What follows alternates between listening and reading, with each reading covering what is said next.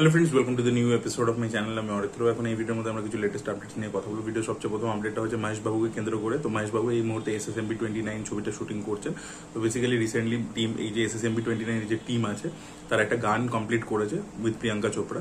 সেটা হায়দ্রাবাদের কাছে একটা জায়গায় শুট করা হয়েছে এবং তারপরে 40 দিনের একটা তারা ব্রেক নিয়েছে এবং 40 দিন পরে জুন 10 থেকে তারা আবার শুটিং রিজিউম করবে। তার এই ব্রেকটা এই কারণে নিয়েছে বিকজ হায়দ্রাবাদে আপনার প্রত্যেকে জানেন প্রচন্ড গরম, তো তার মধ্যে শুটিং করা পসিবল নয়, তাই জন্য একটা সামার ব্রেক তারা নিয়েছে 40 দিনে। তারপরে জুন 10 থেকে তারা আবার কাজ শুরু করে দেবে।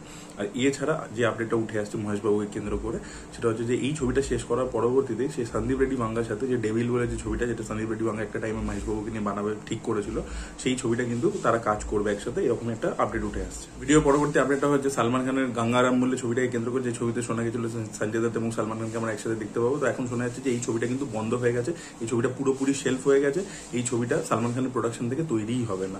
ভিডিও পরবর্তী আপডেটটা হচ্ছে বিজয় সেতুপতি এবং নিত্যা মেননকে কেন্দ্র করে। তো তারা একসাথে পান্ডিয়া রাজ বলে যে ডিরেক্টর আছে, যে নাম্মা বিট্টা বিলাই বলে ছবিটা বানিয়েছিল, তবে সূর্যাকে নিয়ে ইটি বানিয়েছিল, কাডাইকুটি সিঙ্গাম বানিয়েছিল, তো তার সাথে এরা দুজনে একটা ছবি করছে। তো সেই ছবিটার কালকে টাইটেল কি হবে এবং একটা ছোট টিজার মেকার্সদের তরফ থেকে মুক্তি দেওয়া হয়েছে। টিজারটা কিন্তু বেশ মিষ্টি। নিত্যা মেনন এবং বিজয় সেতুপতি তাদের মধ্যে কেমিস্ট্রিটা খুব ভালো ওয়ার্ক করছে। এরা দুজন মিলে এটা একটা কালনারি ড্রামা হতে চলেছে বেসিক্যালি। এখানে এরা দুজন মিলে একটা রেস্টুরেন্ট চালায়, রান্না করে একসাথে, এবং দুজনকে খুব কেমিস্ট্রিটা খুব ভালো লাগছে। এবং ছবির টাইটেল হচ্ছে থালাইভান এবং থালাইভি, এটা হচ্ছে ছবির টাইটেল। দেখা যাক ছবিটা কিরকম বক্স অফিসে পারফর্ম করে। বিজয় সেতুপতি তো এখন ভালো ভালো ছবি করছে, দেখা যাক এই ছবিটাও আশা করছি ভালো হবে। এবং পান্ডিরাজ এরকম ফ্যামিলি বেসড ছবি কিন্তু নাম্মা বিট্টা বিলাই, আপনারা যদি শিবকার্তিকের ছবিটা দেখে থাকেন দেখবেন সেগুলো কিন্তু ভালো এক্সিকিউট করে। তো আশা করবো এই ছবিটা ভালো হবে। এবং এই ছবিটার মধ্যে আমরা যেটা দেখতে পাচ্ছি, নিত্যা মেননকে যখন ও বিয়ে করে এনেছিল তখন বলেছিল তোমায় কোনো কাজ করতে হবে না, কিন্তু এখন প্রেজেন্ট ডেতে নিত্যা মেননকে সব রান্না বান্নার কাজ করতে হচ্ছে হোটেলটার জন্য। দেখা যাক আর কি কিরকম ভাবে হয় এবং ফুডটাকে কিভাবে এক্সপ্লোর করে আর কি ছবিটার মাধ্যমে, যে চেন্নাইয়ের যত খাবার ইত্যাদি রয়েছে, খুব ভালো ভালো খাবার রয়েছে ওখানে, তো সেটাকে কিভাবে এক্সপ্লোর করে সেটাই দেখার মতো বিষয় হবে। পরবর্তী আপডেটটা হচ্ছে দুটো আপডেট রয়েছে অ্যাকচুয়ালি দীপিকা পাডুকোনকে কেন্দ্র করে। তো সব থেকে প্রথম কথা হচ্ছে যে কিং ছবির মধ্যে দীপিকা পাডুকোনের যে রোলটা হবে সেটা আর ক্যামিও রোল থাকবে না, সেটা একটা এক্সটেন্ডেড রোল হবে। অ্যাকচুয়ালি প্রথমে ইনিশিয়ালি যখন দীপিকাকে ওরা অ্যাপ্রোচ করেছিল তখন ওটা ক্যামিও রোল ছিল, বাট দীপিকা রাজি হয়নি। তার পরবর্তীতে রোলটার অফার যায় হচ্ছে করিনা কাপুরের কাছে, ক্যাটরিনা কাইফের কাছে, বাট তারাও করেনি এবং ফাইনালি এখন এটা দীপিকা করছে। বাট দীপিকার জন্য রোলটাকে বড় করা হয়েছে। ইয়েস, এই রোলটাকে কিন্তু এক্সটেন্ড করা হয়েছে, একটা ফুল ফ্লেজেড রোল আর কি, এটা কিন্তু ক্যামিও রোল নয়। এবার দেখুন দীপিকা শাহরুখ এই কম্বিনেশনটা বারবার হয়ে যাচ্ছে, রিপিটেটিভ হয়ে যাচ্ছে, এটা আমার পার্সোনালি খুব একটা ভালো লাগছে না। আর এছাড়া দীপিকা পাডুকোনকে নিয়ে আরও একটা আপডেট যেটা রয়েছে সেটা হচ্ছে সন্দীপ রেড্ডি বাংলা স্পিরিট ছবিতে আমরা দীপিকা পাডুকোনকে দেখতে পাবো। ইয়েস, তার নাম উঠে আসছে, মৃণালের নামও উঠে এসেছিল, এখন দীপিকার নাম উঠে আসছে। দীপিকাকে নাকি আগেই অ্যাপ্রোচ করেছিল সন্দীপ রেড্ডি বাংলা, তখন সে না করে দেয়, বাট এখন সে আবার হ্যাঁ করে দিয়েছে। তো দেখা যাক ছবিটা কিরকম হয় এবং তার কি রোল থাকে, কিরকম টাইপের রোল থাকে। করিনা কাপুরের নামও উঠে এসছে, দেখা যাক আলটিমেটলি স্পিরিটের কাস্টিংটা আলটিমেটলি কি হয়। পরবর্তী আপডেটটা হচ্ছে নীতিশ তিওয়ারি রামায়ণকে কেন্দ্র করে। তো রিসেন্টলি ওয়েব সাবমিট 2025-এ নমিত মালহোত্রা রিসেন্টলি জানিয়ে দিয়েছে যে এই ছবিটা কিন্তু ইংলিশ ল্যাঙ্গুয়েজেও বেরোবে, বাট সেটা ডাবিং করে নয়, লিপ সিঙ্কে থাকবে। তারা সাইমালটেনিয়াসলি শুট করছে আর কি প্রত্যেকটা ভার্সনে। রণবীর কাপুরকে আমরা ইংলিশে ডায়লগ বলতে দেখতে পাবো আর কি, পুরো লিপ সিঙ্ক থাকবে ব্যাপারটা, এটা তিনি কনফার্ম করে। আপডেটটা হচ্ছে শাহরুখ খানকে কেন্দ্র করে। তো শাহরুখ খানের শোনা গেছিল যে এমসিউর সাথে সে কোলাবোরেট করতে পারে। এবার শোনা যাচ্ছে নীল সারা বলে যে ক্যারেক্টারটি রয়েছে এমসিউতে, সেই ক্যারেক্টারটা মাইট বি হয়তো শাহরুখ খান প্লে করতে পারে, এরকম একটা আপডেট উঠে আসছে। তো লাইকা প্রোডাকশন লাস্ট ইয়ার তাদের প্রচুর লসেস হয়েছিল তামিল বক্স অফিসে এবং শোনা গেছিল যে তারা আর ছবি করবে না। বাট ওয়েব সাবমিটে কিন্তু তারা অ্যানাউন্স করেছে যে মহাবীর জেন যে কোম্পানি রয়েছে যারা নাগাজিলা ছবিটা প্রডিউস করছে, তাদের সাথে কোলাবোরেট করে লাইকা প্রোডাকশন কিন্তু সামনের দিনে নেক্সট 3 বছরের মধ্যে 9টা ছবি বিগ বাজেটের ছবি আনতে চলেছে। দেখা যাক এই ছবিগুলো কিরকম হয় এবং লাইকা প্রোডাকশন এই ছবিগুলোর মাধ্যমে কামব্যাক করতে পারে কিনা, তাদের যে হিউজ লসেস গুলো হয়েছিল সেগুলো তারা রিকভার করতে পারে কিনা এই ছবিগুলোর মাধ্যমে। এই সিরিজের মালিক ভূষণ কুমার তিনিও কনফার্ম করে দিয়েছেন যে রেড পার্ট 3 আসবে, তাদের কাছে অলরেডি স্টোরি আইডিয়া রয়েছে। তো রেড 2 সাকসেসফুল হলে রেড 3 তারা অবশ্যই নিয়ে আসবে, এরকম একটা পরিকল্পনা তাদের রয়েছে।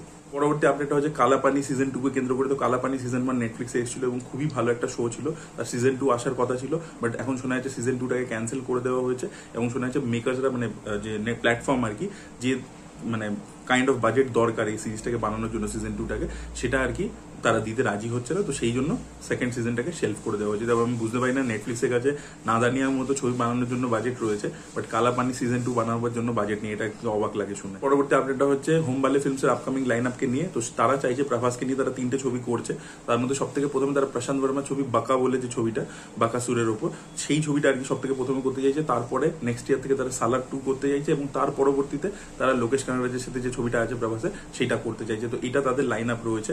এবার দেখা যাক যাক, এই প্রত্যেকটা ছবি থেকে হিউজ এক্সপেকটেশন রয়েছে, দেখা যাক এই ছবিগুলো কিরকম হয়। এর পরবর্তীতে আমরা কথা বলছি পঞ্চায়েত সিজন 4 নিয়ে। তো পঞ্চায়েত সিজন 4 এর কিন্তু একটা টিজার ড্রপ করে গেছে, জুলাই 2 এটা রিলিজ করতে চলেছে। টিজারটার মধ্যে আমরা দেখতে পাচ্ছি যে এবারে সিজন 4 এর মধ্যে আমরা ইলেকশনটা হতে দেখতে পাবো আর কি, এবং সেখানে বিভিন্ন যে ক্যারেক্টার, এই ওয়ার্ল্ডে যত ক্যারেক্টার তাদেরকে দেখতে পাচ্ছি। তো হিউমারও সামান্য বিস্তর রয়েছে, বেশিরভাগ একটা ভয়েস ওভার দিয়ে করা হয়েছে। ভয়েস ওভারটা আর একটু স্ট্রং হলে আমার মনে হয় বেটার হতো। কোনো ক্যারেক্টারের পার্টিকুলার যদি মানে যে ক্যারেক্টার আর কি সিরিজটা থেকে বিলং করে, এই ওয়ার্ল্ডটা থেকে বিলং করে, তার একটা কোনো ভয়েস ওভার দিয়ে করলে ব্যাপারটা আরো বেটার হতো বলে আমার মনে হয়। বাট এমনিতে দেখতে তো ভালোই লাগছে, পঞ্চায়েতে এতগুলো লাইকেবল ক্যারেক্টার্স রয়েছে এবং তারা ইলেকশন লড়ছে। সিজন 3 এর শেষের দিকে ব্যাপারটা একটু সিরিয়াসের দিকে চলে গেছিল, তো সেটা সিজন 4 এ ওই টোনটা কন্টিনিউ করে নাকি সিজন 1-2 তে যেরকম একটা লাইট হার্টেড টোন ছিল সেটা কন্টিনিউ করে, সেটাই দেখার মতো বিষয় হবে। আপনাদের সিজন 4 এর টিজারটা কেমন লেগেছে অবশ্যই কমেন্টে জানাবে। এই সিজন 3 আর সিজন 4 এর মধ্যে কিন্তু গ্যাপটা খুবই কম, খুব তাড়াতাড়ি আর কি সিজন 4টা আসছে। তো দেখা যাক এই সিজনটা কত বড় সাকসেস হয়। পরবর্তীতে আমরা কিছু বক্স অফিস কালেকশন নিয়ে কথা বলবো। সব থেকে প্রথমে রেড 2 নিয়ে যদি কথা বলি, ছবিটা ওপেন করেছিল 19,25,00,000 টাকা দিয়ে ডে 1-এ, মানে মে ডেতে আর কি, মে 1 সেকেন্ড একটা ড্রপ, মানে সেকেন্ড দিন যেহেতু ওয়ার্কিং ফ্রাইডে ছিল সেদিনকে একটা ড্রপ দেখতে পাওয়া যায়। 12 কোটি টাকা কালেকশন সেদিনকে করেছে, এবং থার্ড ডে যে আর্লি এস্টিমেটটা উঠে আসছে মানে শনিবারে, সেটা হচ্ছে 18 কোটি টাকা। তো রেড 2 কিন্তু ফ্র্যাঞ্চাইজ ভ্যালুর জন্য, এবং ছবিটা যেহেতু একটা ডিসেন্ট ছবি হয়েছে তাই জন্য কিন্তু ভালো একটা কালেকশন করছে। দেখা যাক ওভারঅল কালেকশনটা কোথায় গিয়ে পৌঁছায়। এবং শয়তানের থেকেও বেশি কালেকশন অ্যাকচুয়ালি রেড 2 করেছে। এবার শয়তান একটা প্রথমে স্ট্যান্ডালোন ফিল্ম ছিল, শয়তান 2 এলে আমার মনে হয় আরো বেটার করবে। তো অজয় দেবগনের এই ফ্র্যাঞ্চাইজ ফর্মুলাটা যেটা সে নিজের আপকামিং অনেকগুলো ছবির জন্য নিয়েছে, সেটা এখনো অব্দি তো আশা করছি ওয়ার্ক করছে। অন্যদিকে নানির হিট 3, যেটা অসাধারণ একটা ওয়ার্ড অফ মাউথ পেয়েছে, দারুণ রিভিউজ পেয়েছে, এবং ছবিটা বক্স অফিসে পারফর্মও করছে দুর্দান্তভাবে। এই ছবিটা কিন্তু নিজের ডে 1-এ 21 কোটি টাকা ওপেনিং নিয়েছে, ডে 2-তে 10.5 কোটি টাকা কালেকশন করেছে, এবং ডে 3-তে 10.25 CR এর আর্লি এস্টিমেট উঠে আসছে। তো 3 দিন মিলে দারুণ একটা কালেকশন করেছে নানির হিট 3। এবার এগুলো আমি ইন্ডিয়া কালেকশন বললাম, ওয়ার্ল্ড ওয়াইডেও কিন্তু ভালো কালেকশন করছে হিট। পরবর্তীতে আমরা কথা বলেছি সুরিয়ার রেট্রোকে কেন্দ্র করে। তো এই ছবিটা ওপেন করেছিল দুর্দান্তভাবে, 19,25,00,000 ওপেন করেছিল। তারপরে ডে 2-তে একটা ড্রপ দেখতে পাওয়া গেছে, কিন্তু সেই ড্রপটা বিশাল ড্রপ নয়। ডে 2-তে তো একটা ড্রপ সাউথ ইন্ডিয়ান ছবির ক্ষেত্রে অবশ্যই আসে। 7.75 CR এর ড্রপ, মানে 7.7 CR কালেকশন হয়েছে ডে 2-তে। ডে 3 মানে স্যাটারডেতেও কিন্তু রেট্রো প্রচন্ড গ্রো না করলেও ডে 3-তে কিন্তু ওই জিনিস, মানে শুক্রবারে যে কালেকশনটা হয়েছে সেটা কিন্তু ডে 3-তেও মেনটেন করতে পেরেছে। ডে 3-তেও যে আর্লি এস্টিমেটটা উঠেছে সেটা 7.75 CR এটি, মানে ডে 1-এ 19.25, ডে 2-তে 7.75, ডে 3-তেও 7.75।